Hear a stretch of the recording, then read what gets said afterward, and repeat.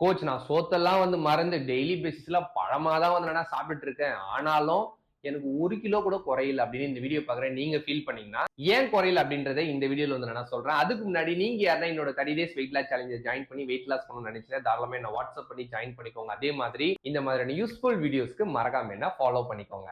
First ஒரு விஷயத்த கிளியரா புரிஞ்சுக்கோங்க. நம்ம தினசரி சாப்பிடுற சாப்பாட்டுல புரோட்டீன் அதாவது புரத சத்து இருக்கணும். கார்போஹைட்ரேட் மாவு சத்து இருக்கணும்.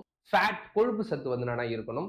ஃபைபர் நார் சத்து இருக்கணும். இந்த 4 மட்டும் இல்லாம பர்టిక్యులரா விட்டமின்ஸ், மினரல்ஸ் இது எல்லாமே நம்ம சாப்பிடுற சாப்பாட்டுல இருக்கணும். நீங்க எப்பப்பலாம் பழம் சாப்பிடுறீங்களோ உண்மையாவே பழம் ஒரு நல்ல ஃபுட். நிறைய நியூட்ரியன்ட்ஸ் இருக்கு. விட்டமின்ஸ், மினரல்ஸ், ஃபைபர் எல்லாமே இருக்கு. ஆனா அதுல ஃபேட்டும் பர்టిక్యులரா நம்ம உடம்புக்கு முக்கியமா தேவையான புரோட்டீன் இருக்கிறது கிடையாது. அப்ப நீங்க நாள் ஃபுல்லா என்னதான் நியூட்ரியன்ட்ஸ் அதிகமா இருக்கிற பழத்தை நீங்க சாப்பிட்டீங்கனாலும் கார்போஹைட்ரேட் அதாவது மாவு சத்து பழத்துல இருக்க சக்கரை மூலியமா உங்களோட உடம்புக்கு போயிட்டே இருக்கு. உடனே நீங்க கேட்கலாம் பழத்துல இருக்க சக்கரை நல்லதுதான் அப்படின்னு. எந்த சர்க்கரையா இருந்தாலுமே சரி அளவா சாப்பிடும் போது தான் வெயிட் குறையும். அளவுக்கு அதிகமா போயிடுச்சு அப்படின்னா வெயிட் குறையாது.